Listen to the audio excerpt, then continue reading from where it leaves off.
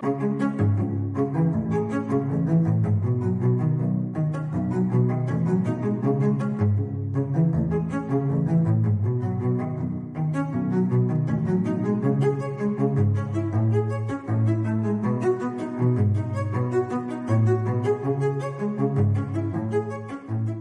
tal? Muy buenas tardes, soy Héctor de Mauleón, le agradezco que nos acompañe nuevamente en una emisión del Foco. Bienvenida, querida Beca. Hola, ¿qué tal? Continuamos nuestro recorrido por el complejo, el conjunto conventual franciscano que se encuentra en la ciudad de Tlaxcala. Nos acompaña nuestro amigo, el arquitecto Helvin Xochitemo Cervantes, un hombre extraordinario. Le preguntábamos, le preguntábamos Xochitemo porque pues Xochitl es flor, Temo que cae, y le preguntaba yo cuál era el origen de su apellido, y contestó algo bellísimo, arquitecto, ¿por qué no nos lo recuerda? Sí, mi apellido significa flor que cae, y se le aplicaba o era parte de lo que era el desarrollo de la actividad de la recolección de flores. El apellido viene de la zona central de aquí de Tlaxcala, la parte de Tepeyanco, en donde había una gran cantidad de flores y de plantas y se recolectaban. Entonces se le denominaba así al recolector de flores. Viene de un oficio, digamos. Así es. Hace referencia a un oficio. Pero es tan bonita la imagen de las flores cayendo, ¿no? Así es. Bueno, y Cervantes más y bueno, barroco. por el otro lado, y terminamos con Cervantes. Del siglo de oro. Muy digno de Tlaxcala. Nadie puede decir que no sea objeto o fruto del mestizaje. Claro, es que tiene mucho que ver con lo que estamos viviendo, lo que estamos recorriendo. Recordábamos en el programa anterior cómo se da aquí el bautizo de los primeros señores tlaxcaltecas para convertirlos al catolicismo frente a la pila bautismal que visitamos la semana pasada. Y pues esto marca un hito porque ocurre antes de que se lancen a la conquista de Tenochtitlan, a la guerra de conquista, y esto quiere decir que los tlaxcaltecas que van acompañando a Cortés ya lo hacen como católicos, no lo hacen como paganos, por decirlo de alguna manera. Y pues todo lo que hemos estado conociendo en este convento nos habla de ese momento de cruce, de ese momento de contacto. Estamos en un lugar también que nos está contando una historia de ese cruce y de ese contacto, arquitecto. Así es. Debemos recordar que este convento se desarrolla en esta etapa de contacto en un punto alto de la ciudad para poder tener un dominio de la misma. Y es el único convento que se desarrolla con 2 atrios. Ya estuvimos en el atrio superior. La parte que tenemos hacia abajo sería lo que en su momento fue el atrio inferior, ¿sí? El atrio bajo. Muy bien, de aquí hasta la calle. Hasta la calle que vemos ahí. Ahora hay una plaza de toros. Ahora hay una plaza de toros, hay casas, hay toda una serie de elementos que se han ido desarrollando a partir de la desamortización de los bienes de la iglesia. Quizá lo más relevante es la plaza de toros, pero esto era un espacio abierto en donde todo el pueblo podía colocarse y seguir una celebración que se daba desde este punto. Esta es la capilla abierta, lo que se conoce como la capilla abierta. No es la capilla abierta grande, había otra en la parte superior que esa ya no existe, pero esta es la capilla abierta, se le conoce como Capilla del Rosario y algunos otros autores la han denominado como el humilladero. En realidad tenía todas esas funciones. Desde este punto, con una bóveda de nervadura completamente medieval y unos arcos conopiales, se desarrollaba... Muy góticos, ¿no? ¿Perdón? Muy góticos. Es muy gótico, efectivamente. Una construcción masiva, gótica, con elementos también un poco de tendencia mudéjar, con los arcos conopiales, y que servía de tornavoz para poder efectuar la liturgia hacia esta parte. También servía para pasar, santiguarnos y poder salir y tomar viaje hacia la ciudad de Puebla, hacia la ciudad de México o hacia cualquier otro punto. Entonces era también un punto de salida de la ciudad. Y por eso se le llama humilladero. También se le llama humilladero, efectivamente. Pasaba uno, una genuflexión y podíamos salir Y bueno, el hecho de que sea capilla abierta también nos habla de lo temprano que es esto, del primer momento de la evangelización, ¿no? Las capillas abiertas eran utilizadas para la población indígena. Así es, y debemos recordar que las capillas abiertas van a ser todo lo complejas que puedan ser, ¿no? Debemos recordar la de Tepozcolula, que es una maravilla. Tenemos las capillas abiertas de tipo balcón que se dan más en la zona de Puebla y en la zona tal vez de Morelos. Y en este caso tenemos una capilla que podríamos llamar multifuncional, ¿sí?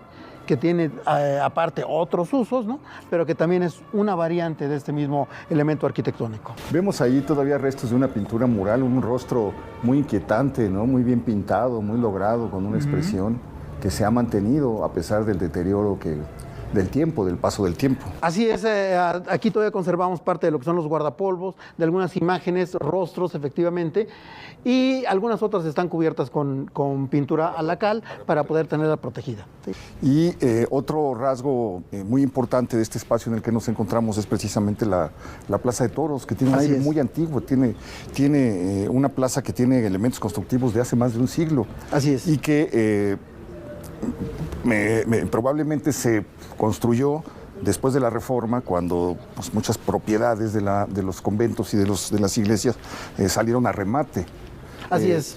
Y además se construye algo que ya era una pasión. Definitivamente. De la sociedad de ese tiempo, ¿no? El desarrollo taurino en Tlaxcala también comienza o también se da mucho en el siglo XIX. Y a partir de la desamortización de los bienes de la iglesia, una buena parte de la superficie que ocupaba el convento fue vendida. La parte de las huertas y la parte del atrio bajo. Ya se desarrollaban aquí actividades taurinas. De hecho, esa parte del atrio ya se ocupaba ocasionalmente para esas fiestas. Y para el siglo XIX eso ya tenía un ruedo. Pero para finales de este siglo, una vez comercializado toda esta parte, se construye la Plaza de Toros que tenemos ahora. Y se da, o eso viene a apuntalar una tradición de Tlaxcala, una tradición que es la convivencia de lo religioso con el arte taurino, ¿no? Que aquí se da de una forma muy singular porque es quizá la única Plaza de Toros en el país que tiene como marco una torre exenta y un convento franciscano. Claro, esto era un corral.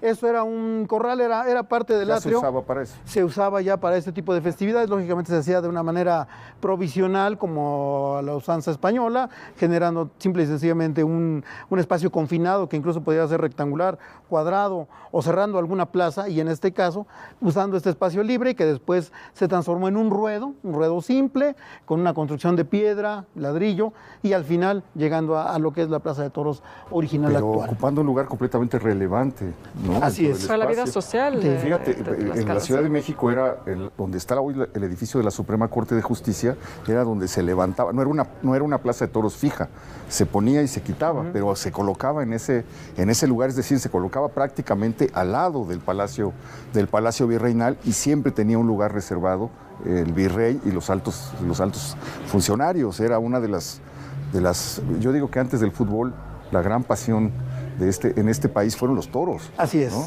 Sí, y de hecho eso queda de manifiesto en la historia de Tlaxcala, porque debemos recordar que ya en el siglo XIX a finales se emiten decretos, por ejemplo, de inafectabilidad de las grandes haciendas de ganado bravo.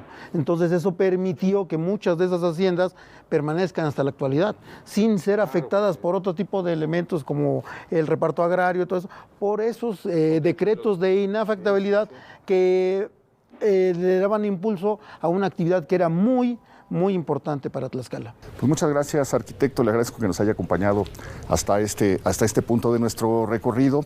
Y bueno, pues ya dimos una panorámica del exterior de este conjunto conventual. ¿Qué te parece, Beca, si ahora nos movemos hacia el Museo Regional de Tlaxcala para ver qué nos encontramos, para ver qué historia nos encontramos en ese sitio? Acompáñenos.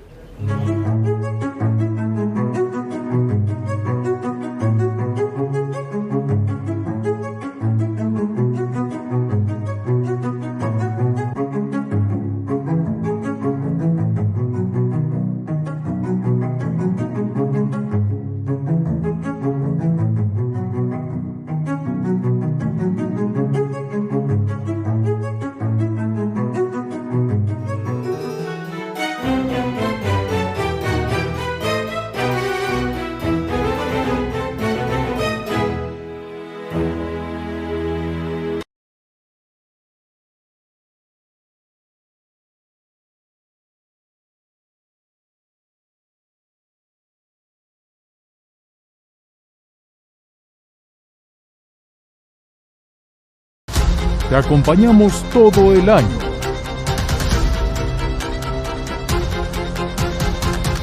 Mantente bien informado a lo largo del día. En tus espacios favoritos. Somos tu central de noticias de confianza.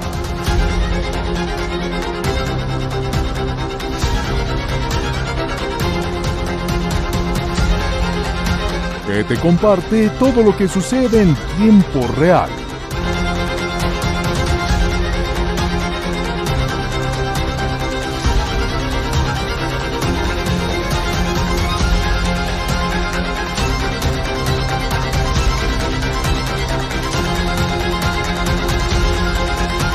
ADN 40. Siempre conmigo.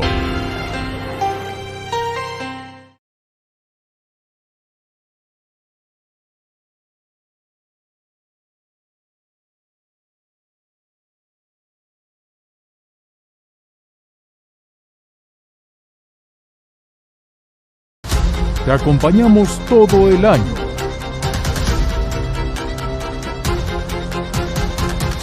Mantente bien informado a lo largo del día. En tus espacios favoritos. Somos tu central de noticias de confianza.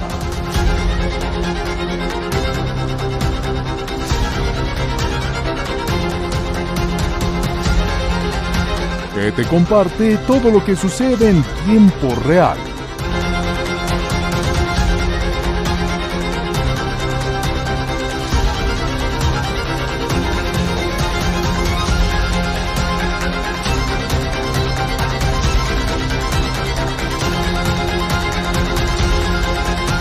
ADN 40. Siempre conmigo.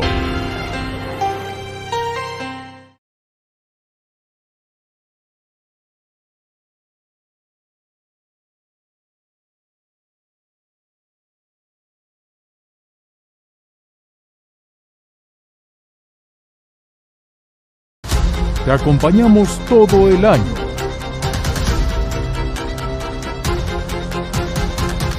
Mantente bien informado a lo largo del día. En tus espacios favoritos. Somos tu central de noticias de confianza.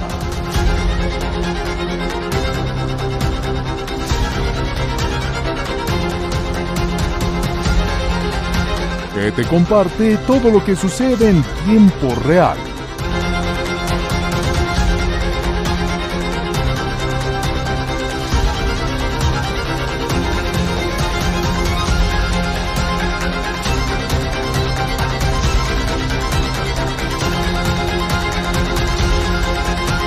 ADN 40. Siempre conmigo.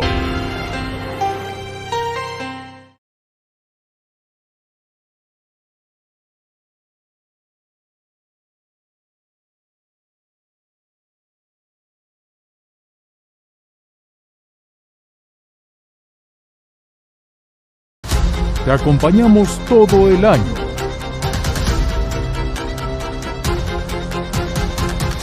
Mantente bien informado a lo largo del día.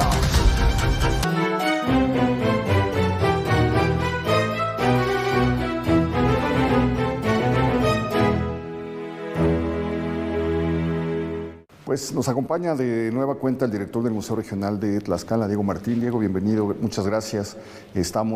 Continuamos la conversación que habíamos iniciado en el atrio de este convento, de este conjunto conventual, y ahora vamos a recorrer el interior del museo. Y lo primero que encontramos es una pieza extraordinaria.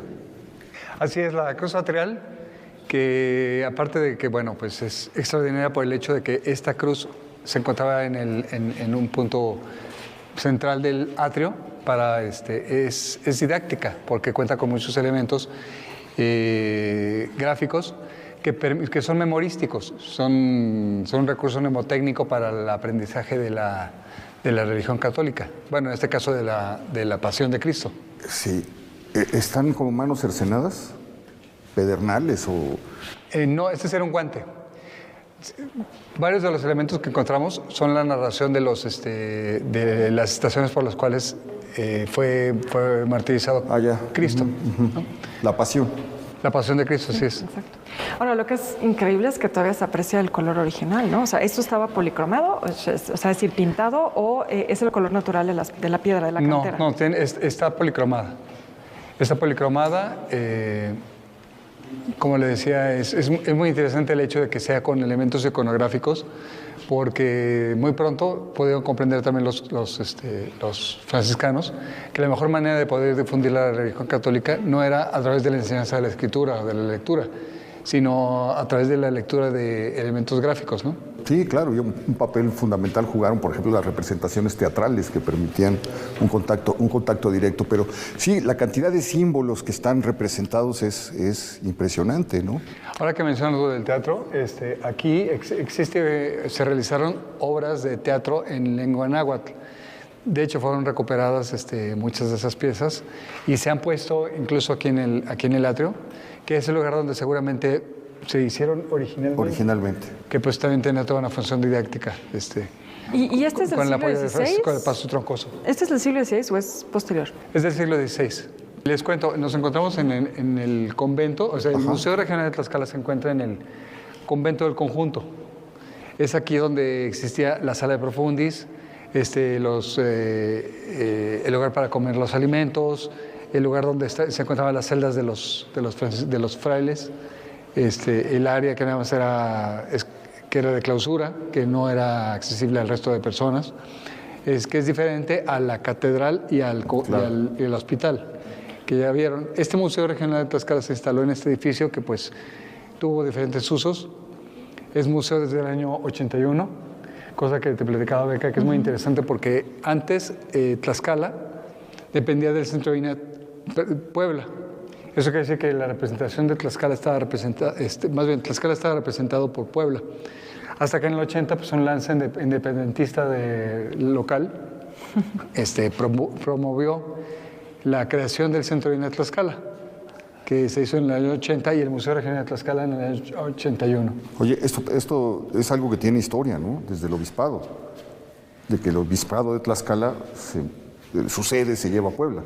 Así es, como comentaba hace rato el arquitecto Helvin, en efecto la primera sede del obispado en la Nueva España fue en Yucatán, pero por razones diversas no se pudo concluir eso. Sin embargo, se estableció aquí en Tlaxcala y realmente fue poco tiempo donde estuvo aquí la sede del obispado, porque no duró más de 13 años hasta que se trasladó a Puebla, que, para quien no lo sepa, Puebla de Los Ángeles es una ciudad española construida por los tlaxcaltecas y por los pobladores de la región para españoles. Sí, claro. Esto posiblemente se deba al hecho de que uno de los privilegios que recibieron los tlaxcaltecas es que que se mantuviera el sistema de gobierno local y que no se construyera una ciudad española en Tlaxcala. Claro, entonces se movió hacia allá toda una historia, ¿no? Del sueño de un fraile que sueña unos ángeles, que unos ángeles lo llevan al valle donde se va a fundar Puebla. Es 1500, la ciudad es de 1550 y tantos. Pero bueno, vamos a empezar el recorrido, ¿qué te parece? Claro. ¿Sí? ¿Te ayudo? ¿Te ayudamos? ¿Sí? Gracias, sí. A ver si quieres. ¿Sí? Gracias. Nos vamos aquí a la izquierda. Bueno, aquí nos detenemos. Aquí tenemos un poco de elementos de paleografía, de paleontología, de paleontología, debido a que también es parte de los patrimonios que el Instituto tiene bajo su responsabilidad, su cuidado y su estudio. En su caso es una madera petrificada, un trozo de árbol, que es increíble porque conserva la estructura y con muchos elementos del árbol, sin embargo ya no tiene ningún elemento orgánico, ¿no? Todo es... ya petrificado. Sí, todos son minerales. También tenemos una exhibición de piezas de megafauna que vivió aquí en la región. Y bueno, aquí en la primera sala pues, hablamos sobre las primeras rutas de migración de los tlaxcaltecas, que es lo que veíamos en la maqueta. Ajá, sí, bueno, lo que cuenta ahí un poco es que hubo una ruta de tribus chichimecas o procedentes del norte, luego esto que nos señalabas de que hubo una ruta teotihuacana, después se da el paso de Cortés y luego incluso llega aquí el ferrocarril, ¿no? Es lo que se pone en esa maqueta y eso es interesante porque es el título de nuestra exposición permanente, Tlaxcala, Tierra de Encuentros. Cuando el Museo Regional de Tlaxcala se remodeló, se restauró, se hizo reestructuración museográfica y se reabrió en diciembre del XV, se decidió presentar Tlaxcala como un lugar en el cual confluían muchas culturas, rutas comerciales, y a lo largo de la historia así ha sido. Por eso se muestra, como dices, desde las migraciones de la época prehispánica hasta la instalación de las vías férreas, ¿no? Muy bien. Entonces, ¿continuamos el recorrido por acá o Sí. por acá? Por acá. Vamos para arriba. Bueno, vamos.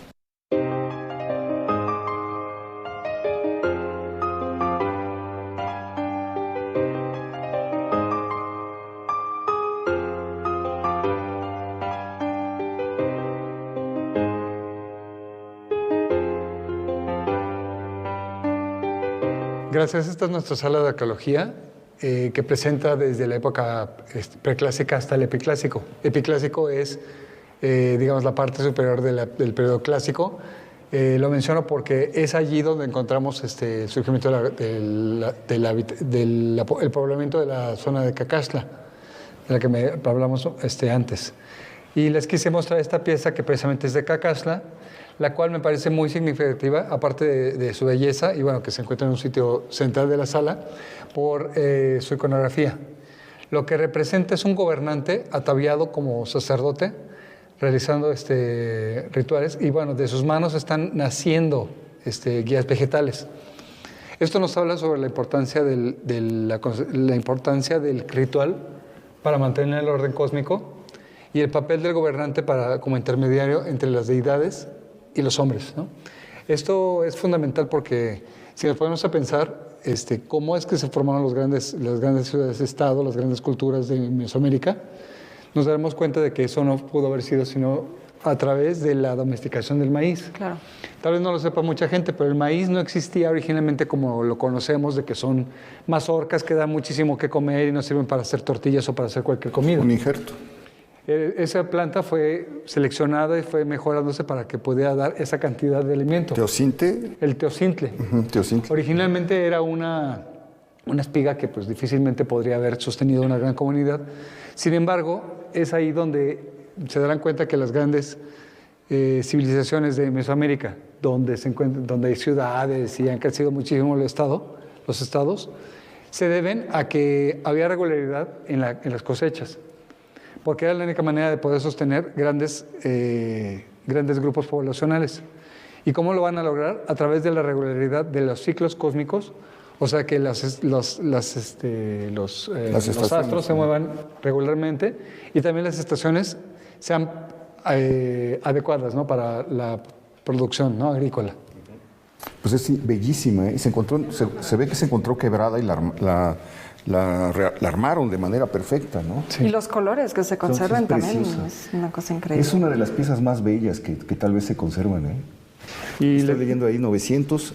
Pues es el periodo que marca el epiclásico. Es el epiclásico que les decía, ¿no? Y bueno, creo que esto también es interesante para entender ciertos rituales. A veces de pronto el sacrificio, por ejemplo, nos resulta una cosa muy extraña, pero hay que entender que también se trata de dar vida a los dioses para que los dioses nos den vida de vuelta, ¿no? Para que la tierra vuelva a brotar con cosechas. Bien dicho, ¿por qué van a responder los dioses si no reciben el bien más preciado del universo? Que en este caso es la sangre.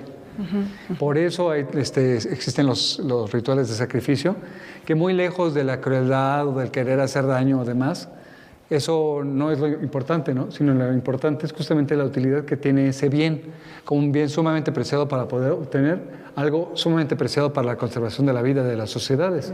Y esto es la regularidad en las estaciones para poder tener alimentos, ¿no? Muy bien. Oye, ¿por qué abrimos con esta pieza? ¿Por qué encontramos? ¿Por qué uno entra a esta sala y encuentra esta pieza, aparte de su belleza?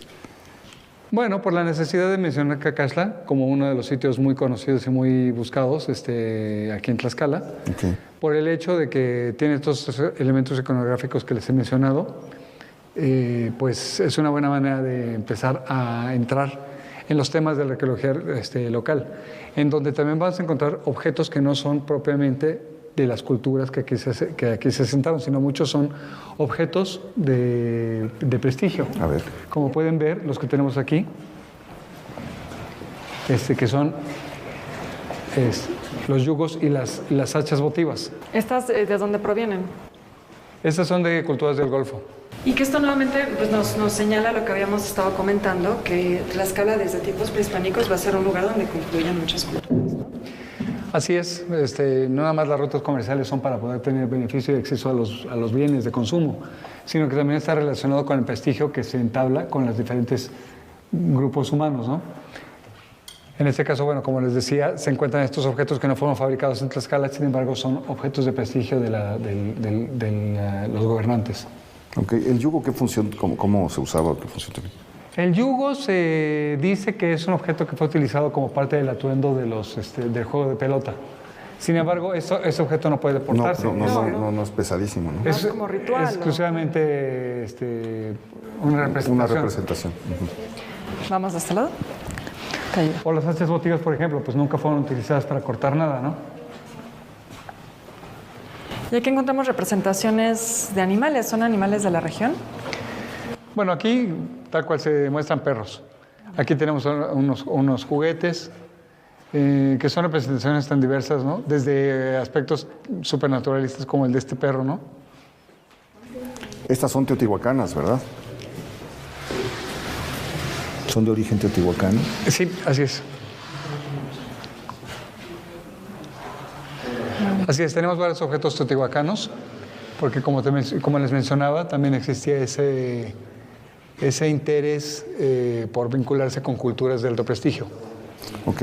Esto se liga que después de la caída de Teotihuacán hay una migración masiva de la población que sobrevive a lo que haya pasado. La ciudad es quemada en Teotihuacán y una zona poblacional de Teotihuacán se mueve hacia Tlaxcala y es cuando empieza el auge de Cacaxtla. Sin embargo, la región está ligada a Teotihuacán por un sitio que ustedes fueron a conocer, que es Tecuaque. Sí, claro. Ya se menciona que se encuentra en la vía de la ruta teotihuacana. Muy cerca. Muy cerca de Teotihuacán y que de hecho pues era un sitio muy importante para los rituales relacionados con el culto a las deidades del pulque, ¿no? No, bueno, claro. Sí. A propósito de los intercambios, también llaman la atención estas conchas, ¿no? De enorme tamaño, que también desde luego no son de esta región. Son caracoles muy bellos para tocar.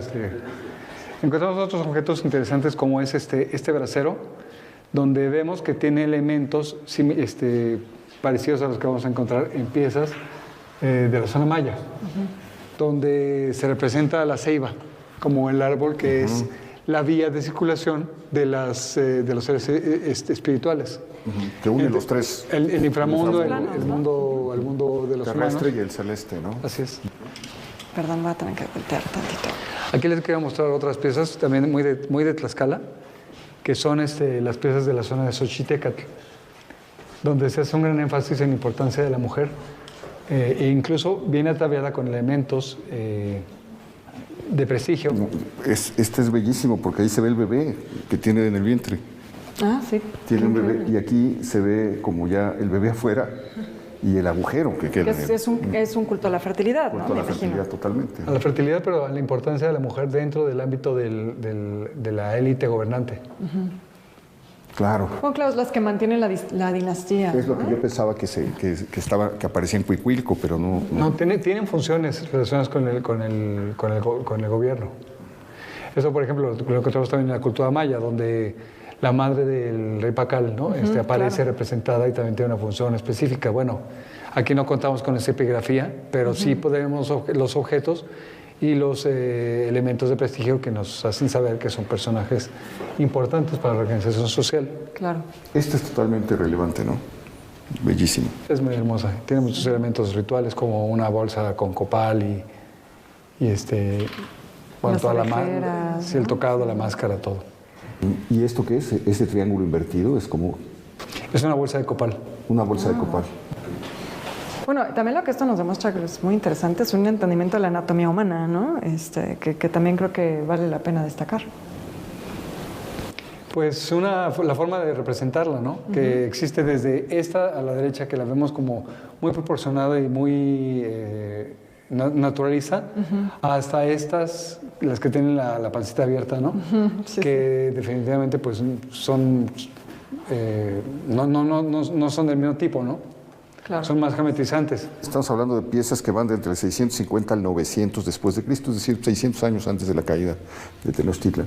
Pero me encanta esta pieza porque se ve el bebé dentro del vientre y al mismo tiempo está criando. Carga un niño. Está sí. cargando a otro pequeño y lo más relevante es que está sonriendo, tiene cara de felicidad, ¿no? Sí, sí. Es muy bonita esta pieza. Aquí, por ejemplo, encontramos objetos que son también votivos, similar a lo que estábamos platicando hace rato de los yugos o de las hachas votivas. Estas puntas de sacrificio de obsidiana no fueron utilizadas para sacrificar a nadie, son también votivas, o sea, no fueron utilizadas contra personas, ¿no? Claro. Porque también son la representación física de conceptos filosóficos, como el hecho de cuando encontramos, por ejemplo, la representación de los pedernales, también tallados. Ok, entonces tienen un fin eminentemente ritual. Sí.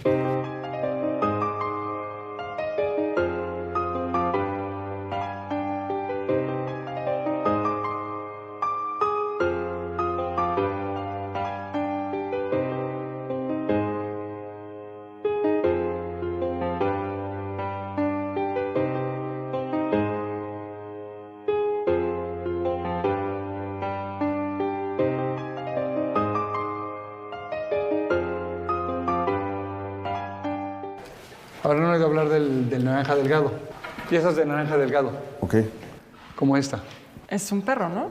Es un perro, procede de Quimicho, que es una zona arqueológica de aquí de Tlaxcala. De hecho, muy cerca de aquí de la ciudad. Y es muy interesante porque el naranja teotihuacano es un objeto de prestigio para los teotihuacanos. Así como yo hace rato les hablé que aquí en Teotihuacán existían objetos de culturas de alto prestigio que conservaban los gobernantes para estar vinculados de alguna manera. O bueno, ¿a quién no le va a gustar tener algo bueno? Sí, claro. Bueno, pues también a los teotihuacanos se hicieron de este tipo de objetos. Y es que están hechos con pastas muy delgadas y muy finas. Por eso se llama naranja delgado. Naranja delgado. Y esto procede de Quimicho, que es un sitio, como les dije, que se excavó aquí en Tlaxcala. Pero estas ya se encontraron en Teotihuacán. No, esta o tienen la procede influencia de Teotihuacán. Quimicho, Ok, ya. pero es naranja delgado. Ya. Y Aquí tenemos, No, aquí tenemos objetos netamente teotihuacanos. Este brasero es bellísimo también. Y es semejante al que encontraron en Tecuaque, ¿no? sí, fíjate, llama la atención esta figura como de la luna, ¿no? Que tiene en la nariguera. Tienen una iconografía muy diversa. Sí. Los incensarios tipo teatro son toda una representación de un montón de elementos iconográficos de diferentes deidades, pero son totalmente teotihuacanos. O sea, si lo encontraran allá en Tecuaque, pudo haber sido traído desde Teotihuacán, pudo haber sido hecho allá. No sé qué les haya comentado el doctor Martínez, pero son totalmente teotihuacanos, ¿no? De hecho, sí, se aprecia un poco en estos como pájaros, ¿no? Que están ahí, recuerdan mucho a los murales, sí, de Teotihuacán. Sí. Sí. Y esta urna, ¿qué nos puedes decir? Tiene decorados también muy interesantes, ¿no? Es un brasero. Lo que sí les puedo decir es que, por ejemplo, este personaje a lo mejor lo tienen que haber visto ya hace rato hablaron de Cuicuilco. Es Claro, Huehueteotl. sí, El dios viejo del fuego, Huehueteotl, que es una deidad que aparece ahí, y también en Teotihuacán, porque aparentemente las gentes de Teotihuacán son migrantes de Cuicuilco, del desastre. Cuicuilco, Del desastre del volcán, por la explosión ¿no? del volcán. O bueno, por ejemplo, aquí encontramos otro elemento que mencioné hace rato, ¿no? Una pieza de sílex de ónix, Ok. Muy bien. que tampoco fue utilizada para causarle ningún daño a nadie, sino que es un elemento iconográfico.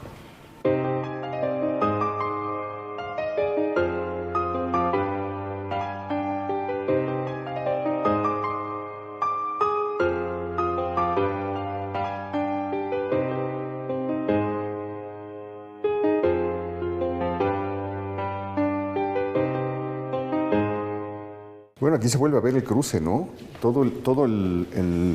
La influencia teotihuacana en las vasijas, ¿no? En la manera de colorear, en la manera de pintar, etcétera.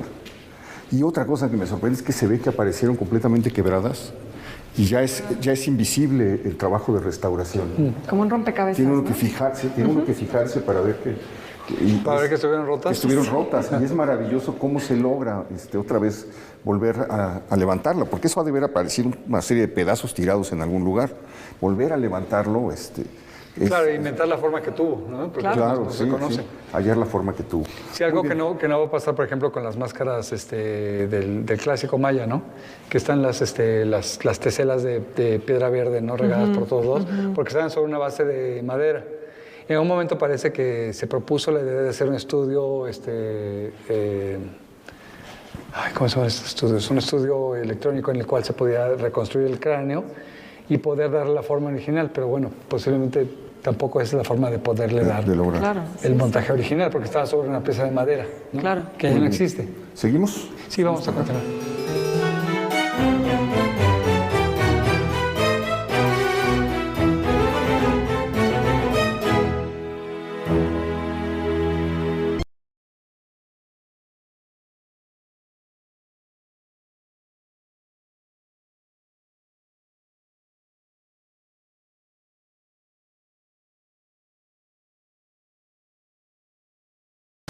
Te acompañamos todo el año.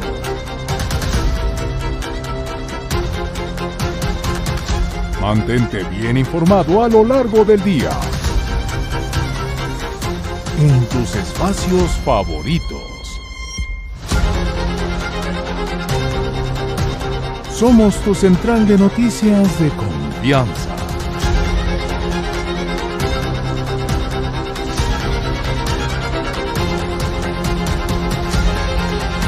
Que te comparte todo lo que sucede en tiempo real.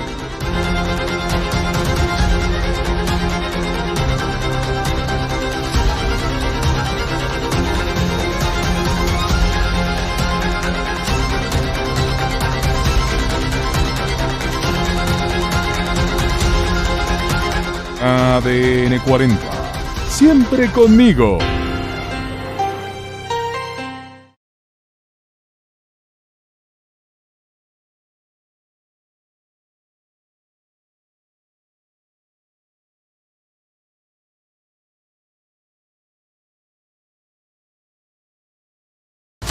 Te acompañamos todo el año.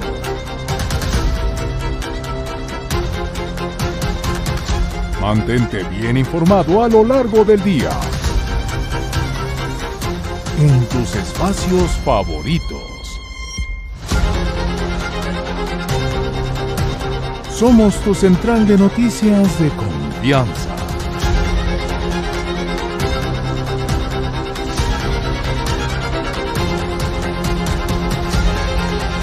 Que te comparte todo lo que sucede en tiempo real.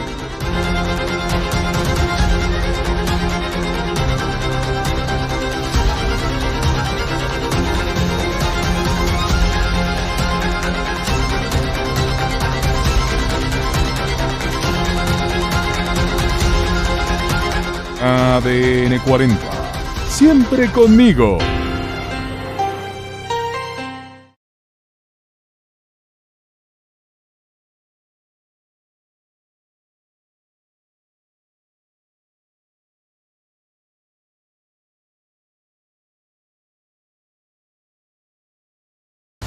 Te acompañamos todo el año.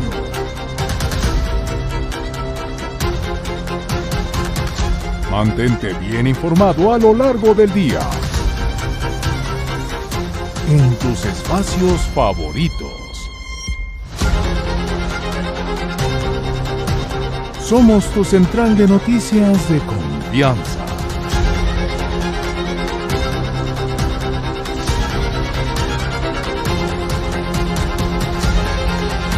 Que te comparte todo lo que sucede en tiempo real.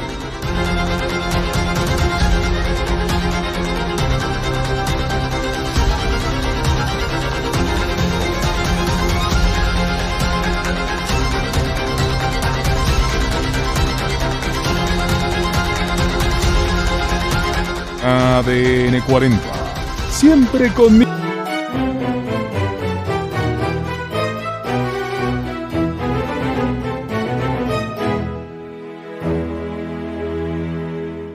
Bien, pues aquí les quise invitar para que conocieran esta pieza, porque ya hablamos bastante de este personaje, que es la... ¿Sí quieres me paso a este lado? ¿Así? Ok. Esta es la diosa Xalchitlicue, o la consorte del dios Tlaloc. Es la señora del enredo de piedra verde. Esta pieza pues es una pieza encontrada en Tlaxcala. No puedo decir que haya sido de aquí de la zona, pero bueno, representa a la deidad de la que estuvimos hablando hace rato, a la que está dedicada, ¿no? En donde estamos ahorita, ¿no? ¿En dónde estamos? En la loma en la que estamos platicando estuvo ese adoratorio. ¿Todo bien? Correcto. Sí. Ok. Y fíjate que ahora estaba recordando, Héctor, porque estamos cerca de la zona de los volcanes, cuando fuimos a Meca Meca también había un culto a ella, ¿recuerdas? Cuando visitamos una de las capillas, que ahora se me olvida dónde se encuentra, pero que está también en una montaña. Entonces, claramente en esta zona era un culto común, ¿no? Ya. Sí, debió ser. Okay. Debió ser. Oye, esta es portentosa, ¿no? Esta pieza es muy bella y bueno, ha circulado por diferentes versiones del museo, muy anteriores a la época del INA, incluso. De hecho, esta data de un museo que viene de principios del siglo. Y se pensaba que él era Camastli. Camastli es el dios tutelar de los tlaxcaltecas con los que tuvieron contacto los europeos. O sea, nos encontramos aquí en la sala de posclásico, que va del siglo XIII hasta la época de la conquista, ¿no? Lamentablemente se descartó que fuera Camastli, sin embargo se conserva como una pieza muy importante con rasgos olmecas. Se ve que perdió los brazos, que estaban los brazos rotos y que fue reconstruido, pero de todas maneras es un monolito muy interesante, ¿no? Sí está reconstruido, ¿no? Sí, correcto. También este lado tiene reconstrucción. Muy bien, con un tocado. Y se ve aquí que es una escultura con rasgos toltecas. Debe haber otro cruce, un cruce más, ¿no? Sí, tuve un error al decirte olmecas, eso no es posible. Sí, así es, es una escultura de rasgos toltecas. Nos dice el arqueólogo que el tocado tiene forma de mariposa, un poco difícil de explicar. Y bueno, esa rodela aparentemente fue lo que los convenció de que podía ser Camastli. A la fecha se sabe de un templo que tiene en una base para tomar agua bendita una representación de un personaje similar en el sentido de que también es un personaje con una rodela en el centro y se considera que es un Camastli. Ok. Me impresiona porque esto era una roca. Es decir, el arte que tienes ya que desarrollar para lograr sobre una piedra poder levantar una figura de estas dimensiones y con tantos detalles, ¿no? En el tocado, los ojos, etcétera, ¿no? Bueno, incluso ese monolito que se inserta tan detallado. Es un Tlaloc, ¿no? Es un Tlaloc en el cual pues también representa un trabajo muy importante y donde los rasgos que lo definen como Tlaloc, eso sí, no tienen pierde. Claro, las Las anteojeras. anteojeras. Las fauces, la nariz. Correcto. Muy bien. Y aquí Como vemos ese muchos Hécate Tlalocs, de o sea, allá. Aquí también es se pueden un culto distinguir. común aquí. Ahora, esto sí me sorprendió, Diego. La verdad es que esto es de una belleza sorprendente, inusual. Es bellísima esta. Todas son muy bellas, pero esta tiene algo que la vuelve única, ¿no? Son braseos tipo portativos. Eso significa que eventualmente para los rituales estas piezas se movieron o se portaban en la mano porque cuentan con agarraderas. Los colores son muy importantes porque sí, claro, también nos hablan sobre las deidades a las que están dedicadas. Y en Ocotelulco, sobre todo, no quiero caer en errores, pero les podré decir, ahorita en términos generales, que el dios tutelar de Ocotelulco, que es de donde proceden estas piezas, es el espejo humeante. Ok, claro. Okay. Por eso el negro, ¿no? Tezcatlipoca. Tezcatlipoca. Oye, y las vasijas también son muy sorprendentes por el trabajo de pintura que tienen. Sí, son conocidas como tipo códice. Tienen elementos que las hacen muy similares a las representaciones de la Mixteca en Oaxaca. Pues no sé si voy a exagerar, pero creo que en esta vitrina están algunas de las cosas más bellas que hay en el museo. Ve nada más el trabajo de estas piezas, el cuidado con el que fueron hechas, más que el cuidado, la perfección con que lograron hacerlas. Sí, ¿no? Y la diversidad de colores, de formas. Bueno, también decirles que parte de uno de los interactivos que tenemos aquí cerca, bueno, aquí a la vuelta. Tocarlas, ¿no? No, es un interactivo donde es un programa en el cual uno se arma una vasija, pero comprende que los elementos gráficos son iconografía y que tienen significado muy concreto. Entonces se habla de los cortes en la piel para los sacrificios, se habla de los ojos que son estrellas, se habla de las deidades, muchos elementos que te explica el interactivo. O sea, no es una ornamentación y ya, ¿no? Sí, o sea, aparte de hermosa, no es solamente decorativo, ¿no? Claro, sí. Oye, y otra del dios del viento, ¿no? Así es, una Hécate. Que da la impresión de que está soplando. Así es.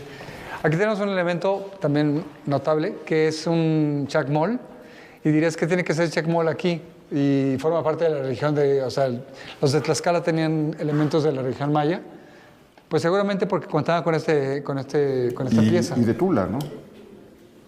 ¿No? Que tiene origen. Oye, otra cosa que me sorprende muchísimo es esa pieza que tenemos ahí. Te vas para atrás en cuanto volteas y la encuentras. O sea, no puedo creer que sea la representación de Carlos III. Así es, y además esta pieza originalmente estuvo aquí muy cerca, porque se encontraba en la Capilla Real de Indios. Eso es a un costado de la plaza central de aquí del centro de Tlaxcala. Pero está hecho con toda la manufactura indígena, ¿no? O sea, a primera vista podría parecer una escultura prehispánica. Sí, o sea, parecía que te iban a representar eso que tenemos de aquel lado, pero resulta que es Carlos III, ¿no? Sí, exacto.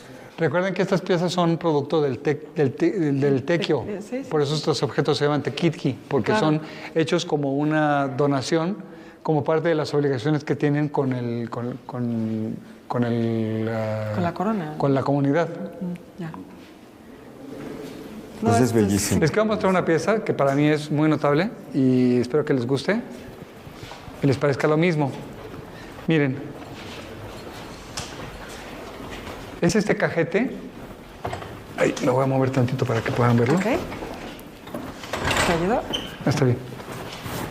Esta pieza es un cajete del siglo XVI, excavado muy cerca de aquí del centro de Tlaxcala. ¿Qué es lo que les es interesante? Que es mayólica, donde encontramos que los acabados del esmalte son metálicos, lo cual nos va acercando al tema de la talavera. Hace ya 3 años se hizo la declaratoria de las técnicas, como patrimonio inmaterial, las técnicas para la elaboración de la talavera en 2 países y en 2 estados, en el caso de México. 2 países porque está en España y en México. Y en 2 estados porque está en Tlaxcala y está en Puebla, cosa que es increíble porque una pieza como esta nos demuestra que en efecto se hacen piezas de mayólica desde Tlaxcala, desde el siglo XVI. Que es muy temprano, ¿no? No imaginaríamos que ya desde el siglo XVI se está haciendo talavera. No es talavera, pero sí es una forma de talavera en el sentido de que tiene estos esmaltes, ¿no? Metálicos. Ok, aquí hay otra, pero esta es también... Esta es posterior, ¿verdad? Esta es un poquito tardía, no tanto tiempo, creo que es del siglo XVII. Sí, siglo XVII, cerámica vidriada. Tiene una representación ahí, también ya fue intervenida, estaba rota. Yo pongo como ejemplo aquella porque creo que nos parece más parecida a la talavera. Sin embargo, no porque esta no lo sea. Incluso me parece que ese solo color y esa forma borrosa incluso nos podría vincular con el gusto por las piezas de arte chino, donde el tener borrada la imagen o tenerla cubierta por neblina o por otros elementos ambientales, atmosféricos, ¿no? Y los colores, la embellecen. Y bueno, esta es una de las piezas de las que les hablé. Lamentablemente nosotros no tenemos la original, tampoco puede estar exhibida de esta manera. Esta es una copia estupenda del lienzo de Tlaxcala. Esta es una pieza tardía del siglo XVII.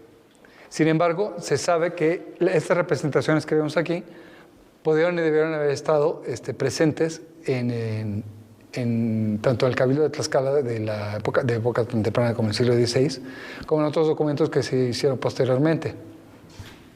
Okay. Aquí nos habla de los 4 señoríos, de 4 señoríos. Así es.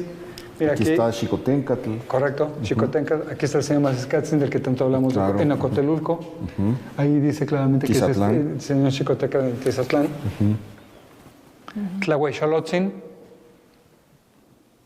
En Tepeticpac, ese que les dije que era el más temprano, que está sobre el cerro.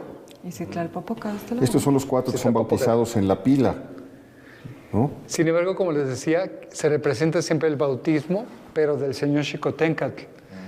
Y con lo cual parece que es un mensaje político muy importante, porque quien se representa recibiendo las aguas bautismales es al señor de la guerra, al brazo armado de Tlaxcala. Y no solo eso, sino que además también el señor de la guerra florida, como podemos, y les recomiendo que lo busquen, en el libro de 13 poetas del mundo náhuatl, de Leo Portilla, donde se habla sobre el señor Xicoténcatl y se habla de su relación que existía con Huejotzingo en el ámbito de la guerra florida. La guerra florida no es nada más ir y matar personas o capturarlas, sino que también es ritual y también es una forma de arte literario, porque es el canto en flor. Ok. Estoy leyendo aquí que esto se hizo en 1550, que hubo 3 copias. Una se entregó a Carlos I, el segundo al virrey de la Nueva España en 1550 y el último al cabildo tlaxcalteca. ¿Hay una que está perdida? ¿O? Posiblemente. El original sí sabemos dónde está. Se encuentra en el Museo de Antropología, en la bóveda. Pero si existen más piezas como esta, no lo sé. Lo cierto es que estas son copias de piezas más antiguas. Sí, es decir, esas 3 piezas se perdieron. Y esto que tenemos, que estamos viendo, es una reproducción que se hizo en el siglo XVIII, inspirada en las 3, pero el lienzo original, en sus 3 versiones, está desaparecido. No se sabe dónde está. Salvo una pieza muy conocida que se encuentra en Escocia, en la Universidad de Glasgow, que se llama el documento de Glasgow. Pues qué interesante. Cada cosa parece sugerir abrir una puerta a un momento de la historia, y en un momento crucial de la historia mexicana. Vale mucho la pena. Está lleno de cosas muy sorprendentes este museo, cosas inesperadas, piezas que se salen, que se mueven. Algo inesperado, sobre todo, que tratamos de tratar aquí en el museo, es el hecho de que nuestros visitantes, no todo el mundo conoce o ha estado cerca sobre estos procesos históricos, ¿no? En los cuales se dice que Tlaxcala es la tierra donde los que traicionaron. Pero eso es un error totalmente por falta de información, porque no puede haber alianza con los enemigos para Tlaxcala, que son los mexicas. Claro. Las tlaxcaltecas y los mexicas no eran aliados. Y tampoco hay una tradición para México, porque no existía México. Existían diferentes reinos y diferentes pueblos, ¿no? Muchos rivales, ¿no? Son construcciones muy posteriores, interpretaciones muy posteriores de lo que pasó, pero precisamente visitar este lugar nos vuelve a situar en ese momento en el que simplemente son 2 naciones rivales que van a la guerra y una se alía con los más poderosos. Y eso cambia, eso determina la caída finalmente de Tenochtitlán. Diego, pues ha sido un placer. Te agradezco mucho que nos hayas recibido.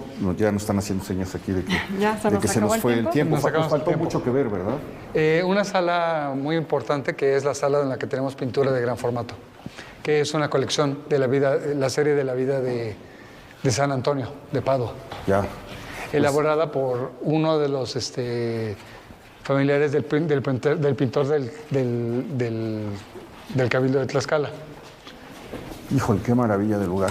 Pues, ¿por qué no nos das algunos datos sobre el museo, horarios, etcétera, para que quienes nos estén viendo, quienes nos están viendo, puedan venir a visitarlo? Creo que no se los mencioné en un inicio, pero el Museo Regional de Tlaxcala es uno de los 20 museos regionales del Instituto de Antropología. Tienen el propósito de mostrar la arqueología, la paleontología, la historia de la región. Nuestro Museo Regional de Tlaxcala está abierto de martes a domingo, de 10 de la mañana a 6 de la tarde. Tenemos muchas exenciones de pago, sobre todo, les voy a mencionar, estudiantes, profesores, personas de la tercera edad o personas con discapacidad pueden entrar sin costo alguno. Aquí estamos pasando al lado de una serie de montajes que se hicieron para poder aportar información a visitantes con dificultad, con discapacidad. Donde se tratan todos los temas de la exhibición. Muy bien. Mira, aquí está. Pues muy bien, muchísimas gracias otra vez. También pueden seguirnos a través de Face como Museo Regional de Tlaxcala y podrán encontrar una serie de conferencias muy interesantes que hemos tenido, cursos y talleres. Y bueno, si vienen el martes encontrarán abierta la librería, también la tienda, donde hay títulos muy sugerentes, muy interesantes. Pues muchísimas gracias, te agradezco mucho que nos hayas recibido. Gracias, Beca. No, gracias a ti, Héctor. Espero que haya disfrutado, Gracias, que haya disfrutado este recorrido. Sígasela pasando bien y nos vemos la próxima semana, ya lo sabe usted, aquí en El Foco.